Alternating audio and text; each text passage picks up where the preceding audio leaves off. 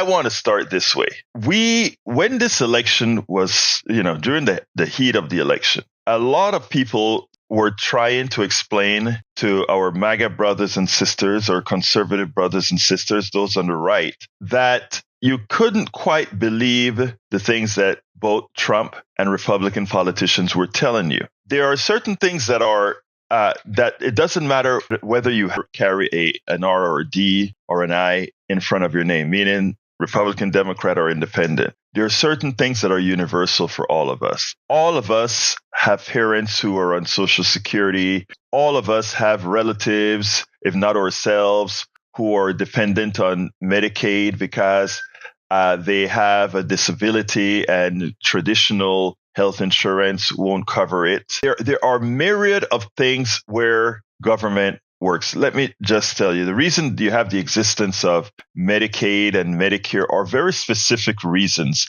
And believe it or not, they have a lot to do with the failure of the private sector, or something the private sector cannot do. The private sector's intent is to make a profit. And you know what? That's a good thing, right? For a whole lot of businesses, that's a good thing. When I did my software, I made a profit on the products that I made. I paid the taxes on the profit that I made, but I made a profit. That's a good thing. But there are certain things that profit should not be the motive, as we talk about here all of the times. This include Medicare and Medicaid. In fact, Medicare came into existence because insurance companies couldn't make a profit insuring older people who have more health problems. That's why we needed something like Medicare. So since people couldn't afford what premiums would have to be if older people were covered, or it would be too expensive and a lot of people would forego it, the government stepped into action and said, let's create protection for older people. And that was called Medicare. And Medicare, didn't matter how sick you were, how healthy you were, how old you were, as a United States citizen, a United States resident who paid into taxes all their lives, or those who are just, again, citizens, residents, the government, we the people, said, because we are humane, we would have a program to ensure that people that couldn't get insurance on the outside for their health, they would still be able to live. They would still be able to get health care, and that was Medicare. So automatically, this insurance was created for people who were older. And then it got expanded later on for other purposes. Same with Medicaid. Medicaid is for people that are poor, who could never possibly be able to pay for private health insurance, or for disabled people who insurance companies say, you're disabled, you can't work right now, you can't pay for your insurance. Therefore, the only way you can get insurance is if you are on Medicaid. Medicaid, a lot of people look at Medicaid and say, Medicaid is for poor people, Medicaid is for useless people. Well, you know what? That's not true. We're supposed to be a humane society. This isn't about charity. This is about a humane society. And that's what these programs were. Okay. Now, personally, I don't believe we should have private health insurance at all. I believe every country, like the sensible countries in the world, should have we the people, by definition, have health care. Great Britain does it, although they're going through some problems because the attempt at privatization has really screwed their system up. Canada has it. Ask which Canadian will come and replace their system with ours. And for those who say Canadians wait for a doctor, my daughter had to go see her neurosurgeon. She had to wait 3 months before she could see him. Don't talk to me about they have waiting lists in Canada. Over here in the United States, there are waiting and waiting and waiting as well. Now, if you are ultimately wealthy, you don't wait. But if you're ultimately wealthy in Canada, there are backdoors ways that you won't wait either. That's just the reality. That's just the reality of things. But anyhow, as it turns out, I don't believe we should have private health care for basic health insurance. Anyway, if you want to go into a hospital where you have pedals on your bed, where you have gourmet food, etc., Private insurance can give you a policy to do all of that if you want that sort of a service. But basic healthcare should be the purview of we the people, so that everybody would have equal access to healthcare, so that healthcare, your ability to pay for healthcare doesn't determine your future. So that's what we have. Don't forget, Reagan, this is a cultural thing. Reagan claimed that healthcare was, we would jump into socialism if we had healthcare. Well, while healthcare is should be socialized in my opinion, he forgot to tell you that we believe in free enterprise with a socialized section of our government, like the fire department, the police department, the military, and all these things, which in fact are socialized, which means we the people pay for it no matter what. So now, we've established all those programs. Those programs work, some good, some not so good. The ones that don't work not so good, it's because of what the private sector has done to blow its budget. So when Elon Musk is running away about what government is doing, etc., Elon Musk has to realize that most of the overspending within government is because government uses a lot of private contractors who rip them off. You doubt it? Just go look at SpaceX and how much SpaceX is charging to go to the lab, to the space station, and how much ripping off they are doing to the American government. Is he going to go into the budget and cut the NASA program that pays him for his overpriced services that he learned from we the people, the government? Elon Musk never invented a damn thing. SpaceX, all the technology from SpaceX originated with NASA, we the people of the United States. Starlink, all the technologies in Starlink was patented originally by many others, funded by we the people. Electric cars, there's Burkina Faso, an African country, has finally decided not to depend on the Elon Musks of the world and develop their own electric cars that run in their own environment, etc., with battery produced with the raw materials in Africa that all these other companies are going for.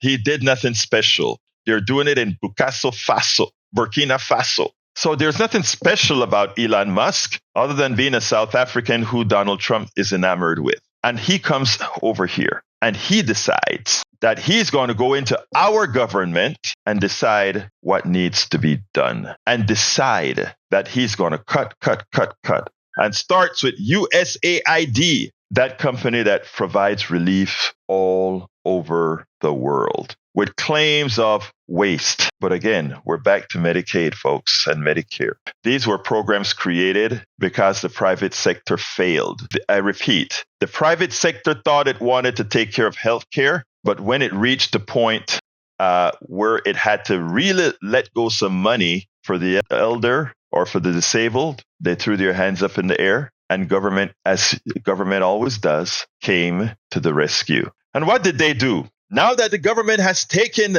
Medicare and said, I am going to rescue my American people, I'm going to rescue you and make sure that you can have health care. Then the parasites come in. Hey, government, why don't you let us administer Medicare for you?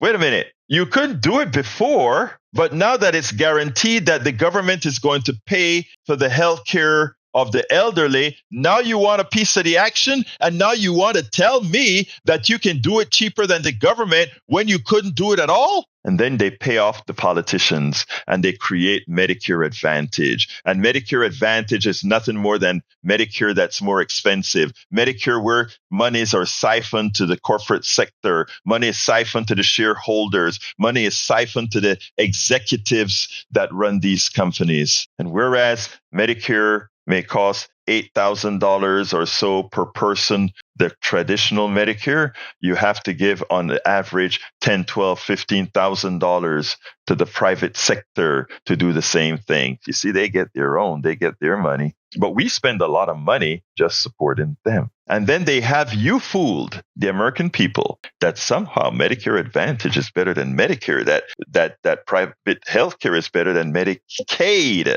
which covers the poor and the disabled. And again, 80-something million Americans are on Medicaid. 80-something million Americans are on Medicaid. It's a lot of money. Elon Musk wants to give, or I should say, I gave a speech at the King Wadera Democrats, and I said, stop blaming Elon Musk. It is Donald Trump who is ordering Elon Musk to do his thing. Donald Trump is the president, not Elon Musk. We can't defer or give Donald Trump a pass. So Donald Trump says, Elon Musk, go save us money in the government so that we can give rich people the tax cut or extend that tax cut that we promised. These people are already rich. We have a lot of people in need, but these people are already rich. And they already don't pay their fair share of taxes. It is said that if we were to get all the taxes owed on a yearly basis, we would collect another $500 or more billion per year. If we tax if people didn't have the loopholes, if they didn't hide their taxes, etc. But no, we allow them to do that. But they still want more. Tell you, these guys are psychopaths. They still want more. They want more. They want more. So Elon Musk has to find money. So there are two things Elon Musk uses to decide how he is going to find money. Numero uno, any agency in which he had a problem with, whether that be the FAA, who fined his SpaceX for having spaceships that blow up and pollute many of the areas where it blew up. Numero uno. Numero dos, people who fined him for his business practices. Numero tres, people who scrutinize him for how he employs people. So he goes after those people under the tutelage of Doge. But secondly, he also decides to go after the low-hanging fruit. He starts with the USAID. Many Americans are of the false belief that America gives a large percentage of our budget for foreign aid. False, less than 1%. USAID is $40 billion. Okay. So they go after USAID. They figure they'll get a few $1 billion from that. They need about $2 trillion. So they're starting, right? We can get a $30 or $40 billion from USAID and lie about all this fraud that is occurring in the USAID. But of course, USAID, a lot of the food that it gives away to all these other countries, peanut butter, flour, corn, all of that's coming from the Midwest. So $2 billion of that $40 billion go to farmers in the Midwest. And these farmers are screaming now, Elon Musk has stopped paying the bill, as many of the stuff are out there in fields unable to be delivered or rotting. Elon Musk. Again, they claim Elon Musk is a genius. Elon Musk is not a genius. Elon Musk is a parasite. Elon Musk couldn't write a piece of code worth selling. And I know that from the source. He's not a smart person. He's a privileged person. There's a difference between privileged and smart. Privileged people get things because of who they are. As an example, Pete Hegseth, completely unqualified for the job. He gets it. Privileged, and has the nerve to talk about meritocracy. No, DEI guarantees meritocracy. DEI is one of the programs that supports meritocracy. In other words, the Pete Hegseth in a DEI world would not be hired because he's an incompetent, drunken fraud.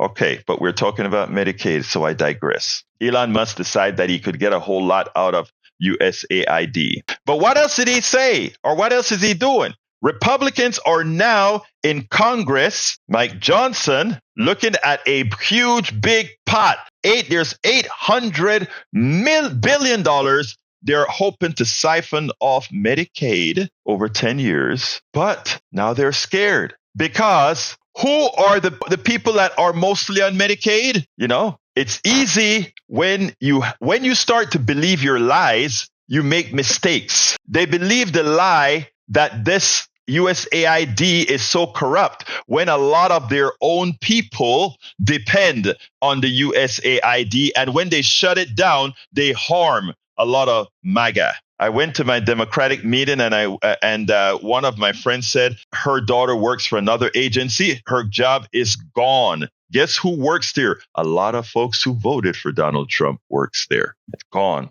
Now, Medicaid. Remember what we talk about a whole lot. Red states are beggar states. What I mean by that is the following. The states that give the most to the federal government, Connecticut, New York, Massachusetts, these are blue states. that have good healthcare programs, high taxes to cover their people's needs, and high taxes to cover red states' needs, because red states are takers. They take more from the federal government than they put into the federal government, so they are welfare states. And how do they take from the government? It's not just military we're talking about. We're talking about more of their people are on Medicaid, more of their people are sicker, more of their people are uneducated, thus requiring a whole lot of other services provided by the government. So when you talk or start talking about cutting programs, while it sounds good when you're doing rah, rah, rah at a Trump rally, a lot of them people at the Trump rally are on Medicaid. A lot of those people on the Trump rally are on food stamps, SNAP. All these people in these red states are on government aid. You go into Appalachia, 50% of certain counties are on government programs. So while in order to freak out their base, they will have you believe that it's a certain kind of people that are on government on a government stipend, it does not where most of the money goes. When the lie has to be implemented, it is those who get harmed. It is those who get hurt. So we warned you before the election. We told you that what Project 2025 said. Project 2025 wasn't for the MAGA, the average MAGA person. Project 2025 wasn't only an ideological document. Project 2025 was there to cut government, was there to throw government in the bathtub. And the thing about it is because red states are more dependent on the government than anyone else, and that all the private sector now claims they would take over all these things at a fee, your lives will be made very, very difficult. As was said in this in the article that I am following here, GOP ready plan to cut Medicaid to pay for tax cuts. But there's one part of there. GOP told senior Republicans that before they pull the trigger, they have to make sure that Trump doesn't double cross them. In other words, when the Republicans come out and say cuts to Medicaid is how we're going to pay for the tax cuts for the wealthy. And when MAGA starts to find out that they are the ones that are getting the most cuts, and Trump sees the reaction, the Republicans or Congress are now concerned that he'll immediately go ahead, blame them and say, you can't do it. Come out looking like the hero and screw them, because we know Donald Trump is not going to take it.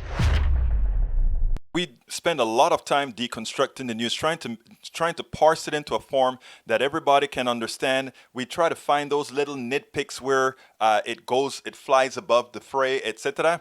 If you really like these videos that we do, I want to ask a big favor. Please go ahead. Number one, subscribe to our channel. And number two, please join if you can. Thank you so kindly for watching. Keep watching. Please remember to share. We must populate the entire internet with our progressive message, a message that we know is what most Americans say that they want. So help us, please join.